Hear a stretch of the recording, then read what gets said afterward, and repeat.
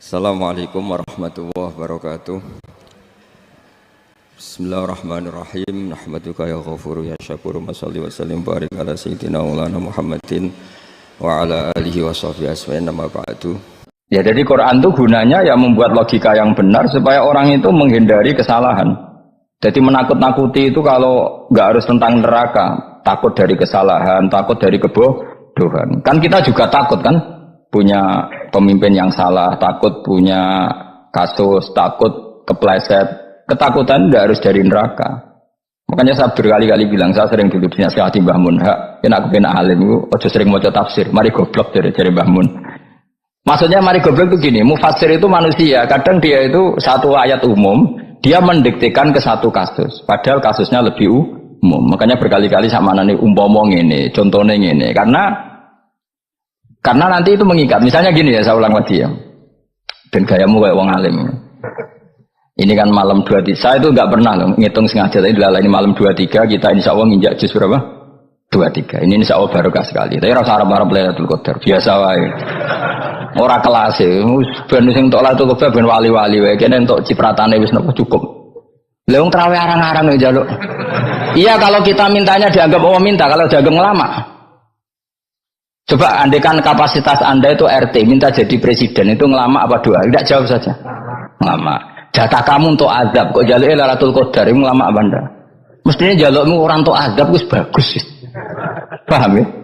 Banyak ulama dajak istisqa gak mau. Banyak itu ulama. Ayo istisqa kita, karena sudah lama gak hujan. Kata ulama tadi, jatah kita ini kena hujan batu dari langit. Gak hujan batu sudah bagus, gak usah minta. Ulama itu macam-macam. Lah rai-rai ngene iki fantasi untuk Lailatul Qadar apa untuk azab? Ayo jawab. Ayo. Orang untuk azab wis bagus. Yo dadi dongane ya Allah. Ampun jenengan siksa la tu'akhidna. La tu'akhidna maknane njuk Lailatul Qadar mbok ora disiksa. Ya makam kita itu masih Rabbana la tu'akhidna. Iku njuk supaya enggak disiksa innasina waqtuna kalau kita salah. Kowe kan enggak kalau. Wah sudah salah bro. Jadi dungo innasina akhtona sange apiane pangeran wae ditambahin kalau kita salah. Kalau kita kan sudah tidak kalau lagi sudah. Sudah jelas salah berkali-kali lagi. Mbok wong diisin. Yo lak jaruk Lailatul Qadar gak diisin. Tapi oleh wong pangeran apian, pangeran kan tapi misalnya pangeran ora aku luwe apian timbang aku. Jadi sowe disahno permintaan. Tapi gak dikabulno. Mau disahno, tapi ra usah disahno iku iman jalin jan wong goblok piye meneh, macam-macam. Makanya doa paling fair itu ya Rabbana dzalamna anfusana wa lam taghfir lana wa tarhamna lanakunanna. Makom kita itu disepuro pangeran. Sing bener donga wong traweh-traweh lho ning Tuban ning Jogja wis bener apa innaka afuwun karim tuhibbul afwa fa'fu anna. Ora ana guru-guru kita ndonga ya Allah anilna lailatul qadar ya Allah ka ono saraku iki kita ora ono ngajarno ngono ya Allah innaka afuwun karim tuhibbul afwa fa'fu anna. Jenengan kandat sing kathah nyepurane lan seneng nyepuro impun jenengan sepuro iku wis bagus sudah bagus. Lailatul qadar gresuk ndelok srengenge terus ndelok angin. Angger angen daerah Gunung Kidul banter terus anak-anak. Boy wong tahu diri, maksud kula dia tetap minta Lailatul Qadar tapi tahu diri. Misalnya suwe bar sedekah, puasa bar salat 1000 rakaat, terus utang mesti sahur, sampai togo-togo sing mbok dolimi jaluki sepuro. Pas kowe tenan mergo ngrasa ora dolim, nduk Lailatul Qadar. Tapi kira ngrasa ora dolim wis ujug sombong. Wong sombong ora berhak meraih. Lah terus piye Gus? Ora biasa wae, biasa. Makom kita ora kena adab itu sudah luar biasa. Ora penuh adab piye. Wis ngene iki luar biasa, no? Luar biasa. Mbon nang ngandel kula. Mesti ngene iki keadaan seperti ini terus. Soale dongane wae Rabbana la tu'akhidna in nasina wa akhtana. Itu jadi itu sudah luar biasa. Nah, ini kan teruskan dawuh Mbah Mun. Misalnya Allah bilang gini, fattaku, maka takutlah kamu. Biasanya mufassir ditambahi minan nar, maka takutlah kamu masuk. Sebetulnya yang perlu dihindari dari kita, takut itu ya, takut salah, takut bodoh, takut terdolimi, takut mendolimi orang lain, takut hidup tidak ada gunanya. Tapi mufassir tentu milih yang populer, takutlah kamu dari api neraka. Coba misalnya gini, kita nanti masuk surga.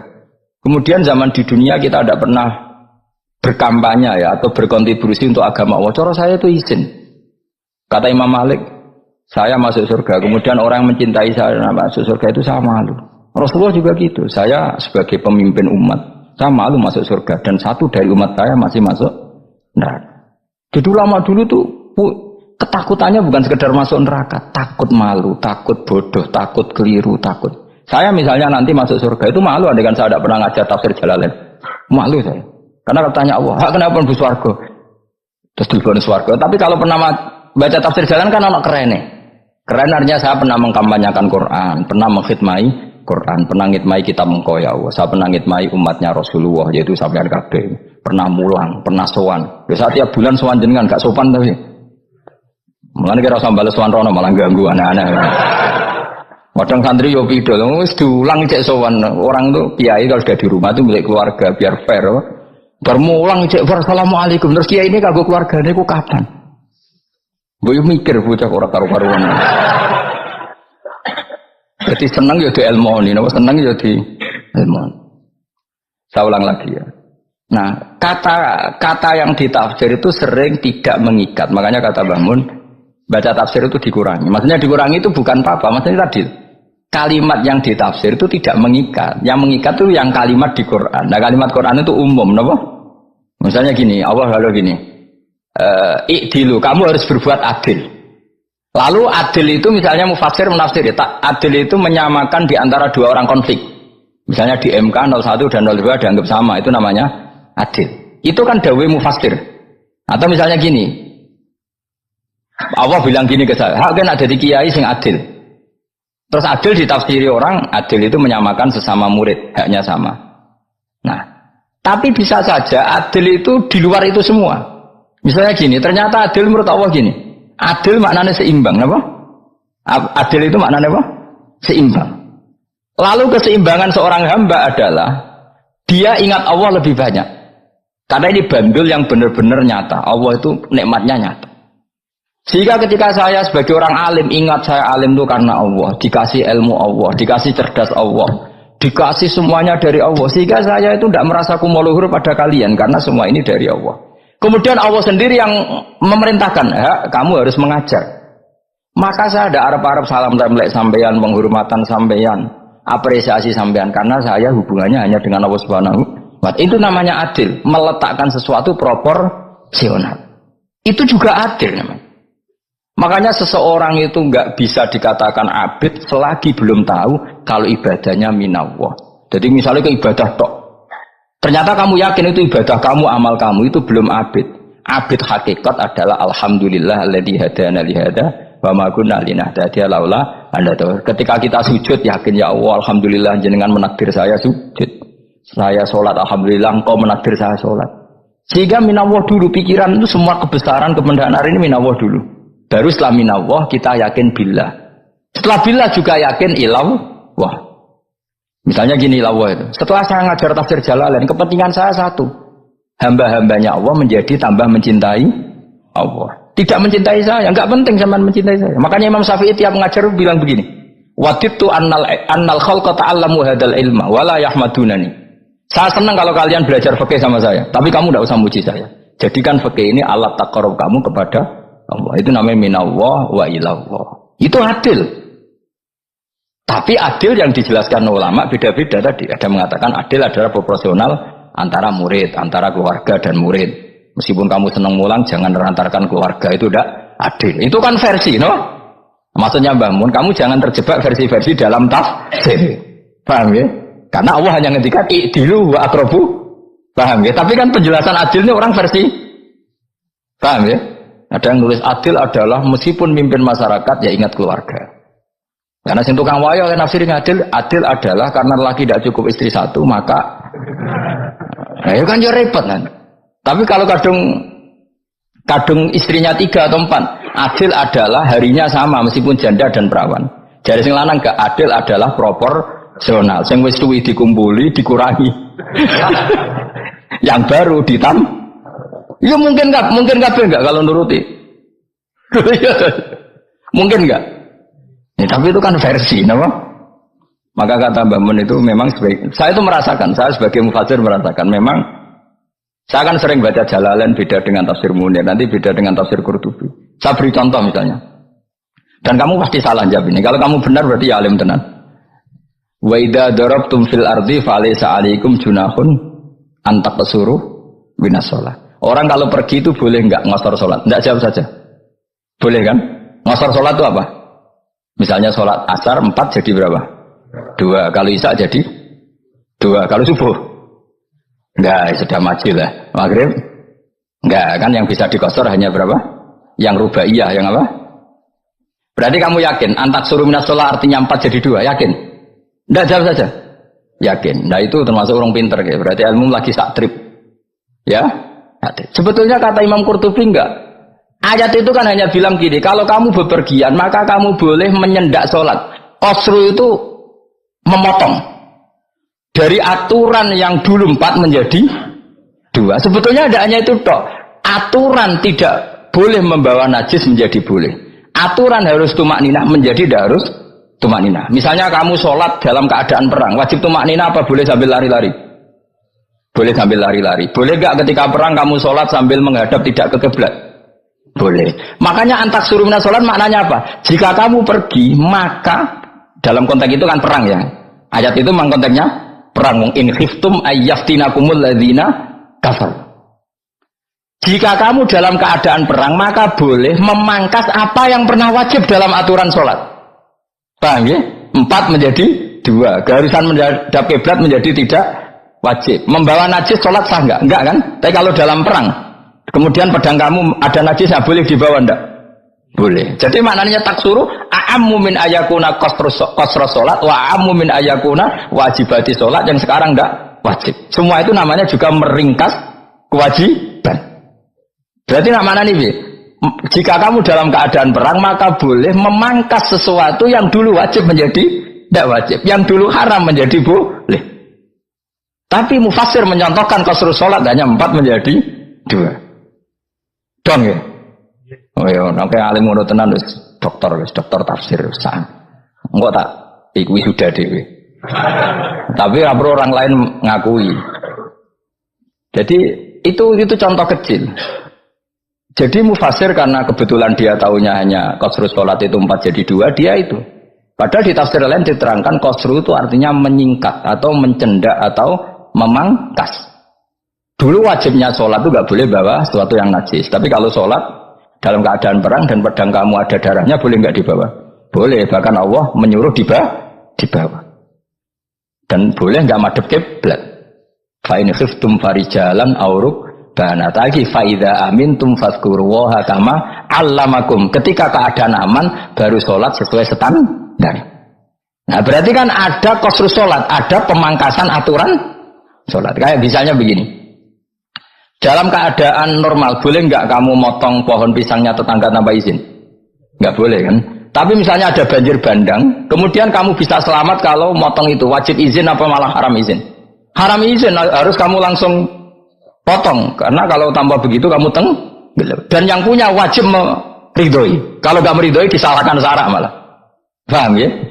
Jadi ini penyolongan yang wajib. Tapi tak sebab potong kayak ngelangiin, terus gedangnya bepangan, itu berlebihan. Karena Allah memaklumi hanya untuk ngelangi.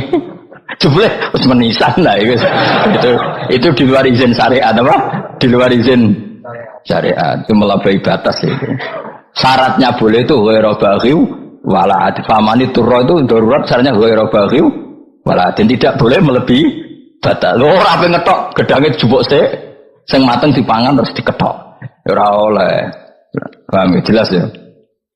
Makanya kalau ngaji tafsir ya saya kan berkali-kali ada makna di tafsir Imam Suyuti saya tambahi umpamanya ini. Maksudnya umpama itu supaya contoh itu tidak mengikat. Jadi yang disebut beliau itu satu dari sekian potensi ribuan contoh. Ya kayak tadi misalnya antak suruh minas sholat. Itu umumnya ulama membayangkan qasrus sholat yang 4 jadi 2. Padahal enggak, maknanya meringkas aturan dari wajib menjadi tidak wajib. Bahkan sebagian aturan itu dikatakan haram, tidak haram. Itu tadi misalnya bawa najis atau teman kamu mau dibaca orang kafir, terus kamu bilang, hei hati-hati, itu tidak batal kalau dalam sholat siddatil khauf. Paham ya? Jelas. Wis maju lah. Malam 23 Lailatul Qadar. Wis gumen mbek wong-wong bingung ora ilmune wong-wong. Ma ungzira abahum elam ingzaru tegese ora den kai wedi sapa ngangge fi zamanil fatrah ing dalam zaman fatrah. Ya sama seperti ini. Orang tidak mendapat ingzar itu fi zamanil fatrah, zaman enggak ada rasul. Tentu tidak hanya itu tok. Ada rasul tapi orang itu jauh dari komunitas ulama. Itu juga termasuk orang yang tidak mengalami ingzar. Jadi tidak mengalami ingzar bisa di zaman fatrah. Atau sudah ada Rasul tapi dia jauh dari ulama atau jauh dari komunitas Islam. Itu juga komunitas yang tidak mengalami ingzar. Fahum mongkote wong akail kaum iku khofidun lali kabehane imane sing iman parustilan bener. Ya contoh paling gampang itu nak dawuh yai mesti bener itu loh. Kalau kamu ngaji tafsir Jalalain ya yuhan nasu budu rabbakum. An-nasu biasanya tafsirkan kufaru Mekah, napa? Padahal di situ nas semua manusia apa kafir Mekah?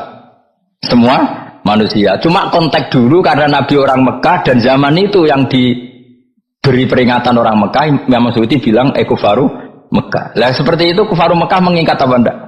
Enggak kan? Enggak, karena yang dituruni Quran ya kafatal linnas. Tapi ya nasu di Jalalain sering ditulis apa? Kufaru Mekah. Lah seperti itu tidak mengikat. Itu contoh saja apa? Contoh saja dalam konteks zaman itu. Paham ya? Jadi banyak, makanya tafsir itu sebenarnya enggak ngikat. Ya tapi yang ngomong gitu harus orang alim. Kalau kamu yang ngomong malah kacau. Kemudian ngomong sombong. Mas itu kan manusia, saya juga manusia. Ngapain saya harus ikut? Ya syarat itu. Iku ora wis sombong syarat, no? Wis sombong syarat.